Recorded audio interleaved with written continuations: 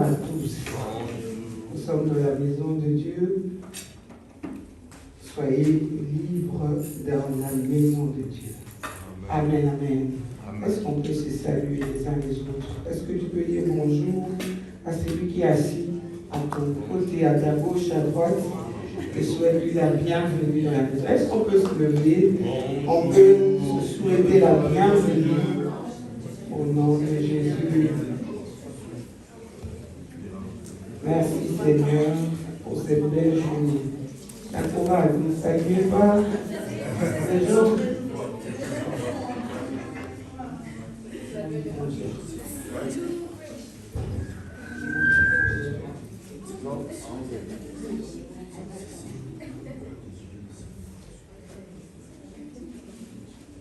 Amen, amen.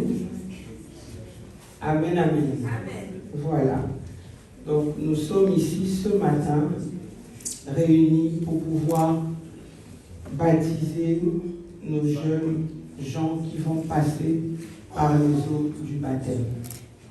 Et j'aimerais que vous puissiez réaliser que le baptême, c'est un engagement personnel, individuel que nous prenons pour pouvoir suivre le Seigneur Jésus et marcher avec lui.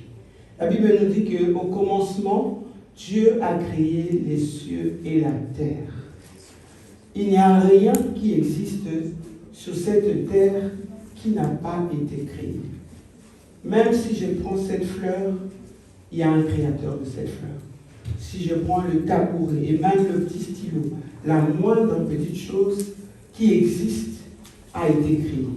Et il existe un créateur derrière chaque création. Sinon, celui qui a créé ce micro l'a créé avec un but. C'est qu'il puisse aider les hommes dans la faiblesse de leur chair à élever leur voix pour qu'ils soient en mesure de toucher un plus grand nombre. Celui qui a créé cette chaise l'a créé avec cet objectif.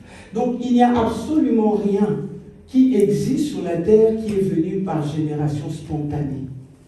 Il n'y a pas quelque chose qui est venu sans qu'il soit assigné un but à cette chose-là. Et de la même manière, nous ne venons pas non plus du néant. Il y a un créateur, celui qui a créé l'homme et qui lui a donné sa vie et qui l'a animé par son esprit, qui lui a donné une capacité de réfléchir et qui a mis en lui aussi la capacité de créer comme celui qui l'a créé. La Bible dit que nous avons été faits à l'image de Dieu et selon sa ressemblance. Dieu nous a créés à son image et il nous a créés selon sa ressemblance pour que nous puissions être comme lui. Amen, amen. Je vais demander aux baptisés de se mettre en blanc et de passer à leur place. Et nous sommes là parce qu'il y a une volonté qui nous a créés, parce qu'il y a une volonté qui nous a animés et qui a un dessein pour notre vie. Si celui qui a créé cet objet l'a créé pour qu'on y mette de l'eau, le bon usage qu'on peut faire de ça, c'est de mettre de l'eau. Si moi je décide par moi-même de dire que voilà, je mets le feu, je vais détruire cet objet. Parce que celui qui l'a créé ne l'a pas créé pour qu'il soit un contenant de feu. Et chaque personne que Dieu a créée, Dieu l'a créée avec un but. Nous n'existons pas dans la vie sans but. Et celui qui ne travaille pas à découvrir le but que Dieu lui a assigné, la Bible dit, il passe une vie sans s'être accompli. Parce que si moi, je prends quelqu'un et je l'envoie vers une autre nation et je lui dis, tu vas me représenter. Je t'envoie comme mon ambassadeur. Celui qui y va, il y va avec un mandat. Il y va avec une parole qui lui a été confiée. Il y va avec une autorité qui lui a été remise. Et il y va avec les moyens qu'on a mis à sa disposition pour qu'il soit en mesure d'accomplir ce pourquoi on l'a envoyé. Et si nous y allons, et que là, nous parlons en notre propre nom, nous n'avons pas été fidèles. Si nous y allons, et au lieu de pouvoir utiliser les ressources qu'on nous a données, nous commençons à mendier, les ressources de la nation nous ont envoyés, nous n'avons pas commis, nous n'avons pas accompli fidèlement notre mandat. C'est que Dieu, lorsqu'il nous envoie sur la terre, il a un objectif, il a un dessein qu'il a assigné à chacun d'entre nous. Amen, amen. Et chaque personne, pour pouvoir s'accomplir dans la vie, doit découvrir quel est le dessein que Dieu a formé pour sa vie.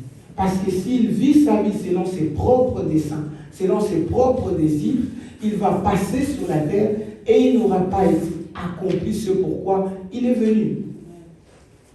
Et quand nous retournons vers celui qui nous a envoyés, nous avons des comptes à rendre. Pourquoi? Qu'as-tu fait de ce que je t'ai donné comme parole? Qu'as-tu fait des talents, des dons que je t'ai donnés? Qu'as-tu fait? As-tu accompli la mission que je t'ai envoyée? Et la Bible nous dit qu'au dernier jour, la Bible dit qu'il y aura les uns qui seront appelés à la gauche et d'autres à la droite. Et ils diront à ceux qui seront à sa droite, entrez dans le repos de votre maître, parce que vous avez accompli fidèlement ce pourquoi je vous ai envoyé. Et il appellera ceux-là les brebis, parce que les brebis ont un cœur disposé à écouter. Ils ont un caractère docile et obéissant, et ils accomplissent pleinement ce que le berger est en train de leur demander. Il les ramène avec son bâton, et il leur montre le chemin, et les brebis sont obéissants. Et il dit qu'il y aura une autre catégorie, qu'il appellera des boucs, qui sont sauvages, et qui veulent faire ce qu'ils veulent eux-mêmes, et qui n'accomplissent pas la volonté du berger, et qui s'égarent du troupeau, et qui auront marché et vécu leur vie comme bon leur semblera. Le Seigneur leur dira, mais j'étais venu vers vous, vous ne m'avez pas écouté, vous ne m'avez pas visité, vous ne m'avez pas aidé. Parce que le Seigneur, il a vécu sur la terre, et puis il est mort et ressuscité, et il est retourné dans sa gloire. Mais il a dit, je vous ai laissé des hommes au milieu de vous. Je vous ai laissé des pauvres au milieu de vous. Je vous ai laissé des orphelins et toutes sortes de personnes. Visitez-les. Chaque fois que vous le ferez, c'est pour moi que vous le faites. Amen, amen. Si vous leur faites du bien, c'est à moi que vous le faites. Si vous ne leur faites pas du bien, c'est à moi que vous ne le faites pas. Et Dieu, quand il nous envoie comme une solution à des problèmes. Quand Dieu voit un problème, il envoie une personne sur la terre avec un dessein d'être une solution. Et Dieu donne des talents, Dieu donne des capacités. Aux uns, il donne la capacité de pouvoir parler, exhorter, encourager. À d'autres, il donne la grâce de pouvoir chanter parce qu'il veut emmener les cœurs qui étaient troublés, qui avaient plusieurs pensées à sortir de leurs angoisses, de leurs troubles. Et dans cette union du chant, ils élèvent leur esprit, ils élèvent leur âme qui était abattue, ils se déchargent de leur fardeau et ils peuvent s'approcher de Dieu pour que Dieu puisse les restaurer. Et Dieu donne à chaque personne des capacités de guérir les malades, des capacités de pouvoir fortifier, des capacités de bénir. Même quand Dieu nous donne financièrement, il ne nous le donne pas pour que nous emmassions des biens dans un compte en banque. Il nous le donne pour que nous fassions du bien autour de nous, pour que nous puissions utiliser ces ressources du royaume pour pouvoir aider les pauvres, pour assister ceux qui sont dans les besoins. Amen, amen. Et lorsque nous faisons fidèlement ce pourquoi Dieu nous a envoyés, la Bible dit que nous sommes fidèles et des bons serviteurs. Au-delà d'être des serviteurs de Dieu, Dieu veut que nous puissions être ses enfants. Parce que lorsqu'il a créé Adam et Ève dans le jardin, la Bible dit que Dieu avait un royaume dans les cieux. Et ce royaume, c'est lui qui régnait. Et il a voulu créer un royaume terrestre sur lequel il a établi un administrateur, et c'était l'homme. Et il lui a il a créé à son image, il lui a donné les capacités pour pouvoir diriger ce royaume. Il lui a dit, tu vas dominer, tu vas assujettir, tu vas te multiplier, tu vas remplir cette terre et tu vas garder ce jardin et tu vas le protéger. Dieu avait confié à l'homme le gouvernement de la terre. C'est pourquoi quand l'homme gouverne bien la terre est en paix. Les gens prospèrent, les gens sont dans la joie. Mais la Bible dit que quand les méchants s'élèvent, le peuple gémit. Quand l'homme gouverne mal la terre, la création tout entière gémit. Parce que Dieu a donné à l'homme la capacité de dominer sur la terre. Et pourtant, le péché est intervenu. Et pourtant, l'homme a été séduit.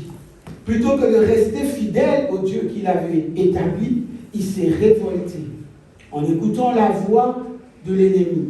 Et il est tombé sous son pouvoir. Parce que la Bible nous dit que tout homme est esclave de ce qui a dominé sur lui. Si ce n'est pas Dieu qui domine sur nous, et que nous nous mettons sous la domination d'un tout autre, que ce soit des hommes ou que ce soit des esprits, nous devenons esclaves de ce qui a dominé sur nous. Et l'homme a perdu la domination et il s'est retrouvé à travailler dur la terre et la terre ne lui rendait plus, ne lui obéissait plus. De la même manière qu'il était devenu rebelle vis-à-vis de son Créateur, la terre aussi a commencé à souffrir et à devenir rebelle par rapport à l'homme. Là où la terre était fertile, la terre est devenue couverte d'épines. Il suffit de laisser votre jardin sans rien faire. Vous allez voir combien de mauvaises herbes vont l'envahir. Personne ne va chercher des graines de mauvaises herbes pour venir s'aimer dans son jardin. Mais les mauvaises herbes vont envahir. Et l'homme est obligé de travailler constamment pour pouvoir maintenir son environnement. Alors qu'à la création, il n'en était pas ainsi. Et Dieu a vu l'homme dans cette souffrance et dans cette chute. Il a envoyé des prophètes. Il a envoyé des messagers. Il a établi un culte où on devait tuer des animaux, verser leur sang, pour que le péché des hommes soit couvert. Mais malgré tout ça, l'homme demeurait de plus en plus endurci dans le péché. Et il continuait à s'égarer. Et aucun des hommes que Dieu a envoyés n'a été parfait. Alors Dieu se dit, j'aime l'homme que j'ai créé à mon image. Et j'aimerais rétablir la relation que j'avais avec lui dans les déserts. Il était mon fils, créé à mon image. Et chaque soir, Dieu venait vers l'homme pour l'instruire, pour parler avec lui, pour communier avec lui. Et à cause du péché, il y a eu une séparation qui s'est faite entre les deux. Et Dieu voulait restaurer cette relation avec l'homme, mais il voulait aussi restaurer l'homme dans sa position de domination, pour pouvoir le retirer de l'esclavage du péché dans lequel il était tombé et l'emmener à être à nouveau capable de dominer. Parce que Dieu a donné à l'homme la parole. La parole a la capacité de créer. Et l'homme, lorsqu'il parle, il a la capacité de pouvoir créer son environnement. Celui qui proclame, c'est que les hommes disent le positivisme, il proclame des choses positives, il crée un environnement positif parce que Dieu a donné à l'homme la capacité de créer par la parole. Et celui qui proclame toujours le négativisme, il se retrouve entouré des murs parce qu'il a murmuré et battu des murs autour de lui au point où toute sa vie est maintenant esclave de ce qu'il a créé et il commence à subir. C'est pourquoi les gens qui disent tout le temps ça ne va pas, rien ne marche, je suis misérable, moi j'accompagne les autres, c'est des gens qui sont enfermés dans leur prison qu'ils ont eux-mêmes créée et ils n'arrivent pas à aller au-delà parce que leur parole est constamment en train de créer autour d'eux un environnement d'opposition, de négativité, de dépression. Et pourtant, Dieu nous a donné sa parole. La Bible dit que lorsqu'il a créé le monde, il a créé avec la parole. lorsque la parole a été libérée, que la lumière soit, la lumière a été manifestée. Parce que Dieu crée par la parole. Et cette capacité, il a donné à l'homme de créer par la parole. Et l'homme procrée au travers du sexe. Dieu a donné à chaque semence qu'il avait créée, à chaque arbre, à chaque animal, la capacité de se reproduire selon son espèce. Et Dieu a donné aussi à l'homme cette capacité de procréer et de se reproduire selon sa nature, selon sa semence. Un homme ne donne pas des animaux, un homme ne donne pas des arbres, les arbres ne donnent pas des hommes. Même si les hommes, dans leur folie, vont jusqu'à épouser des arbres, épouser des animaux, toujours dans cet esprit de rébellion par rapport à Dieu, Dieu a créé l'homme pour se reproduire avec l'homme et être en mesure de procréer selon son espèce.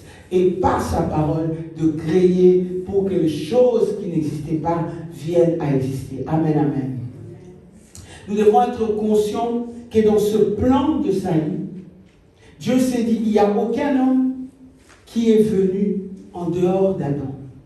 Dieu n'a créé qu'un seul homme, Adam.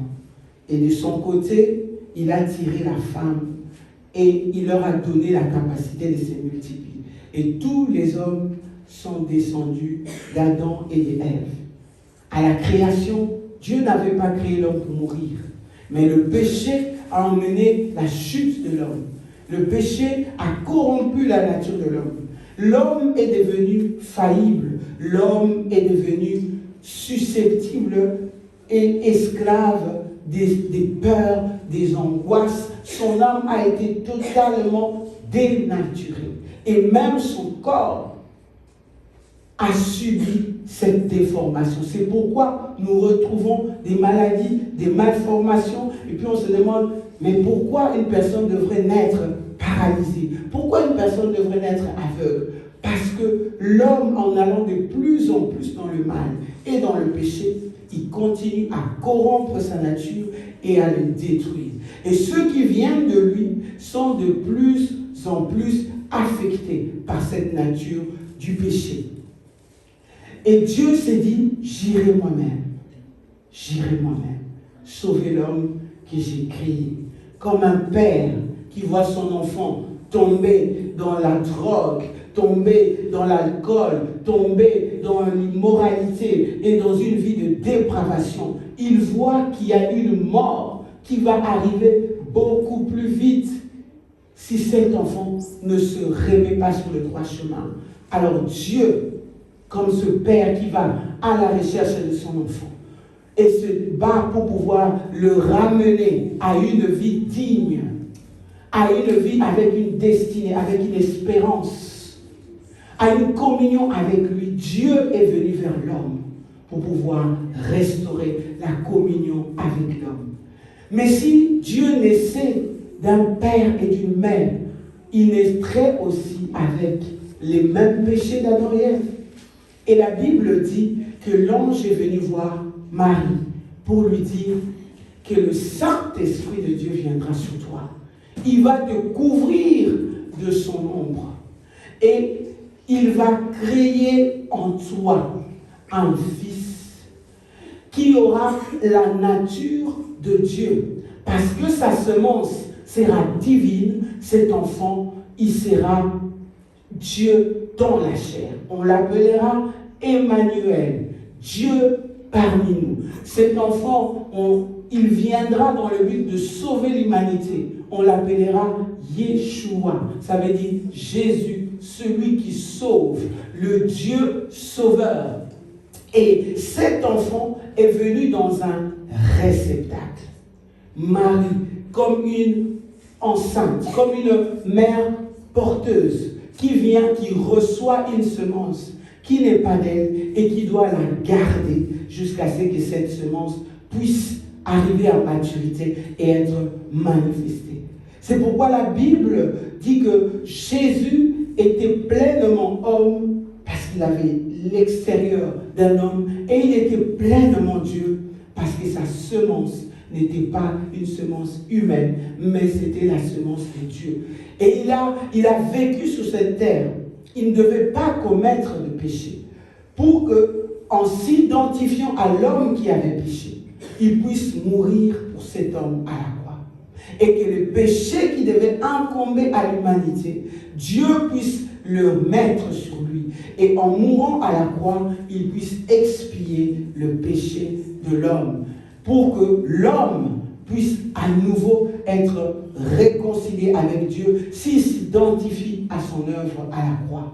Comme j'ai déjà expliqué ici, si un jour mon fils commet un meurtre involontairement et qu'on le met en prison, parce que la loi du talion dit œil pour œil, dent pour dent, et qu'on dit qu'il doit mourir parce qu'il a tué. Et que moi qui me dis non, moi, je n'aimerais pas que mon fils meure. Je déclare que c'est moi qui ai tué cette personne. Je déclare qu'il n'était même pas là, qu'il ne savait pas ce qui s'est passé. Ce péché-là, il faut me l'imputer. Et je vais devant le juge. Et le juge me condamne coupable. Je meurs pour son péché. Cet enfant qui était condamné à la mort, qui devait payer le poids de son péché, se retrouve substitué par moi, qui prend sur moi tout son péché. Je prends sur moi toutes ses erreurs, sa condamnation, son jugement et la mort qui lui était destinée, alors que je n'avais rien fait. Je vais mourir à la croix, et puis on m'exécute. Est-ce qu'on peut encore demander quelque chose à cet enfant? Non. C'est ça la justification que Jésus a faite. Lui qui était Dieu, qui n'avait jamais commis de péché, il a pris sur lui le péché de l'humanité entière. Sur la croix, la Bible dit, il est devenu péché. Il a incarné le péché dans sa nature, dans sa chair. Et il est monté sur la croix et le péché a été détruit à la croix. Pour que nous qui avions péché, nous puissions être justifiés. Pour que le juge qui est Dieu, qui est juste, qui ne peut pas laisser le péché impuni, puisse être satisfait dans sa justice. C'est que l'homme avait péché. L'homme a payé pour le péché et il est mort. Parce que le salaire du péché, c'est la mort. Et Christ est mort. Et la Bible dit, lorsqu'il est sorti du tombeau au 3e jour, il est ressuscité plein de vie. Il est monté au ciel. Il est assis à la droite de Dieu. Et il a dit à ses disciples, il vous est avantageux que je m'en aille. Parce que si je ne veux pas, l'Esprit ne viendra pas. Mais si je pars, je vous enverrai un consolateur, le Saint-Esprit. Ce que nous appelons la 3e personne de Dieu, qui viendra vers vous. Il ne sera plus avec vous comme moi j'ai été avec vous, mais il sera en vous. Il vous remplira, il vous rappellera les enseignements que je vous ai donnés, il vous instruira, il va vous convaincre de péché, il va vous guider, il va mettre à votre disposition tout ce qui est du royaume. Et vous pourrez en jouir pour être mes témoins. Vous pourrez agir comme j'ai agi. Vous pourrez manifester ma gloire. Vous pourrez manifester ma puissance. Vous pourrez prier pour les malades et les malades être guéris. Comme nous avons vu hier à la veillée, quand le pasteur François a prié pour notre frère, toutes les douleurs qu'il avait sont parties. Et Dieu est capable de guérir au travers de nous, pas parce que nous sommes supérieurs, mais parce qu'il a mis son esprit en nous. Lorsque nous l'acceptons comme Seigneur et Sauveur, il vient habiter en nous. La Bible dit que si tu crois de ton cœur, et si tu confesses de ta bouche que Jésus est le Fils de Dieu, que Dieu l'a envoyé pour payer pour tes péchés, qu'il est mort à la croix pour toi, et qu'il est ressuscité des morts, et qu'il a envoyé son esprit pour venir habiter en toi, tu seras sauvé. Et parce que Dieu aura vu ta foi, et qu'il aura entendu cette confession publique, il enverra son esprit venir demeurer en toi, pour que cet esprit-là te conduise à vivre dans la victoire. Amen, amen. Et Jésus a dit, comme l'a dit la sœur Blanche, lui-même, il s'est fait aussi baptiser pour nous montrer le chemin. Il a dit que ceux qui croiront et qui seront baptisés, ils seront sauvés parce qu'ils auront accepté dans leur cœur et qu'ils m'auront témoigné publiquement en passant par les eaux du baptême. Pourquoi devons-nous témoigner publiquement? Parce que nous, lorsque l'homme est tombé, il est tombé sous la domination du règne de l'ennemi, que nous appelons Satan, qui veut dire l'adversaire, ou le diable, le calomniateur. Il est tombé sous cette puissance. Et la Bible dit que l'homme a conscience du bien, mais il n'arrive pas à faire le bien. Il dit, je veux faire le bien, et je n'arrive pas à faire le bien. Et le mal que je ne veux pas faire, je me retrouve à le faire. Je n'ai pas envie d'être en colère, mais je me retrouve en colère. Je n'ai pas envie d'être rebelle vis-à-vis de mon père. Je reconnais qu'il est mon père biologique, qui m'a engendré. Il a payé beaucoup de prix pour moi, mais je l'envoie balader. Pourquoi cette contradiction en moi? La Bible dit, c'est à cause du péché qu'il y a dans la nature humaine.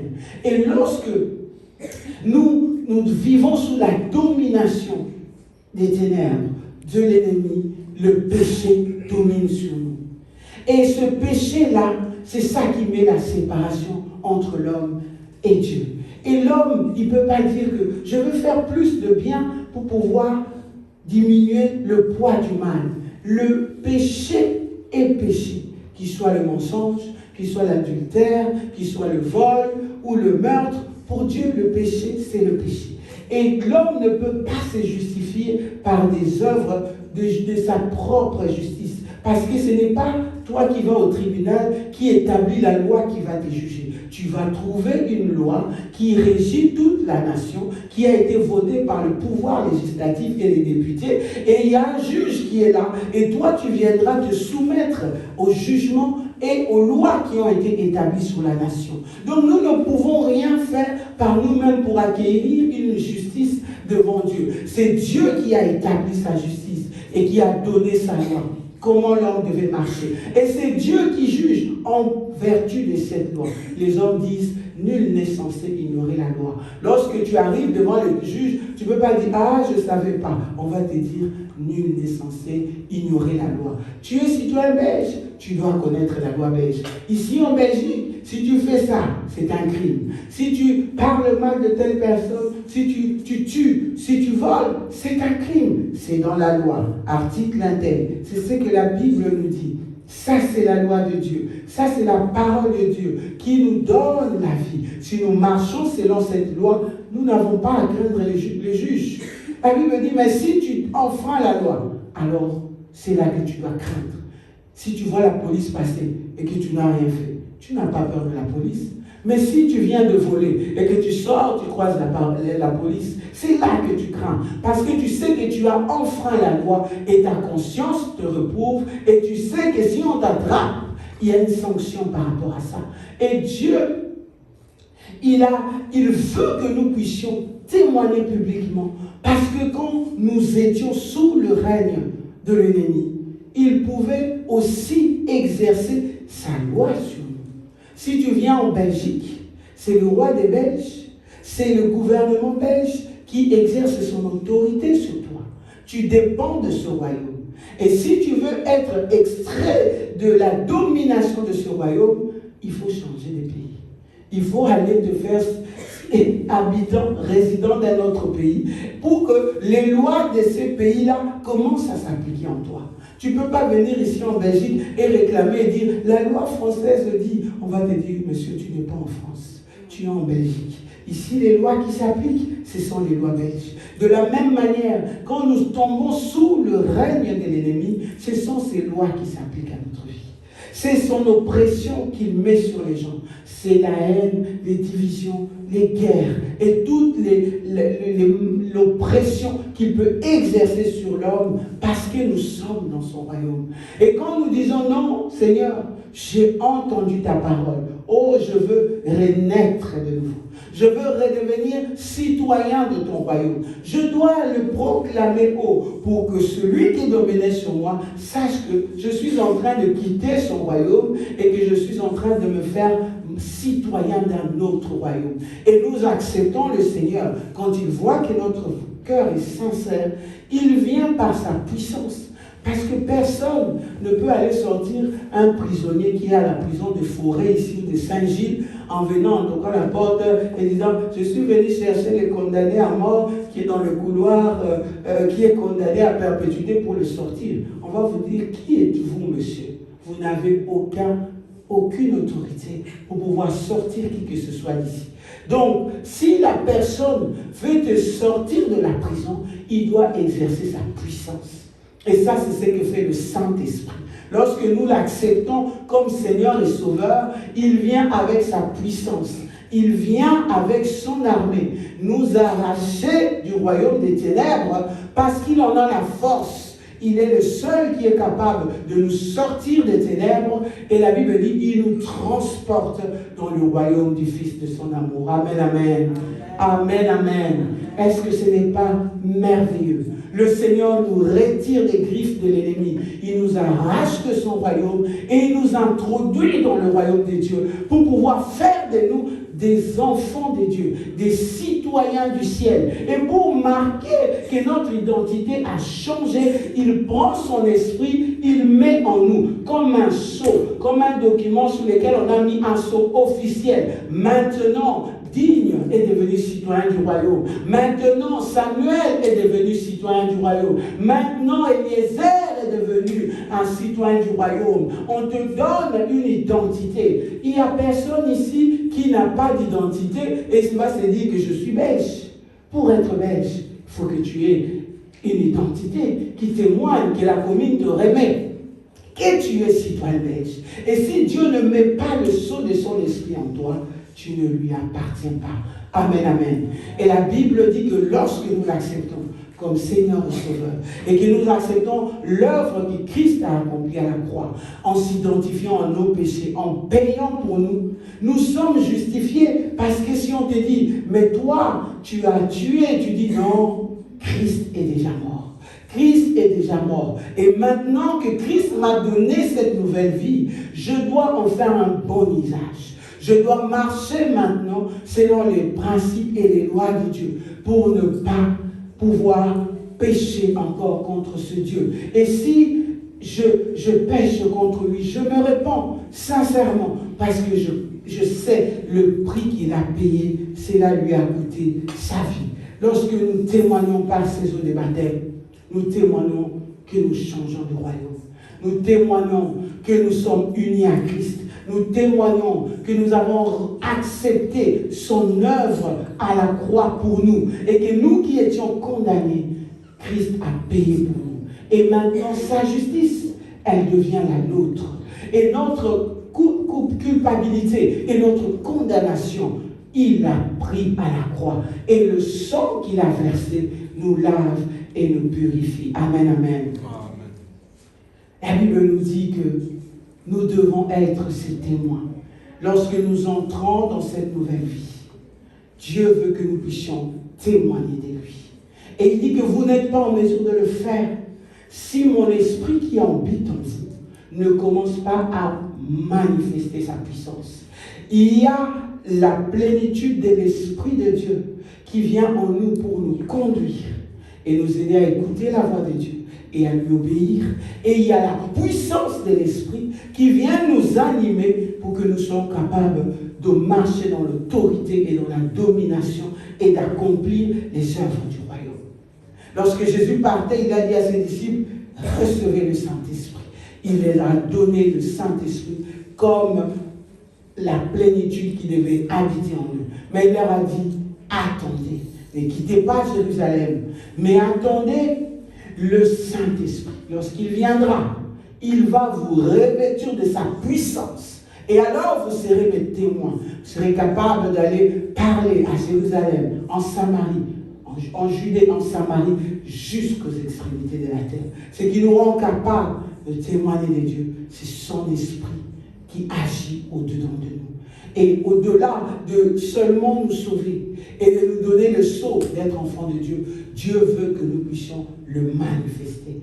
Et cette puissance, il le répand, la Bible dit, à la Pentecôte. Il a répandu l'Esprit sur son Église et les disciples sont sortis eux qui étaient des peureux et qui étaient des timides, ils sont sortis, ils n'avaient plus peur des pharisiens, ils n'avaient plus peur d'être tués, ils ont prêché l'évangile et les âmes sont venues en nombre au Seigneur. Amen, amen. Alors lorsque nous allons passer par les eaux de ce baptême, nous allons témoigner, vous allez témoigner, parce que nous sommes déjà passés par là. Vous allez témoigner que vous changez de royaume, que vous changez d'identité.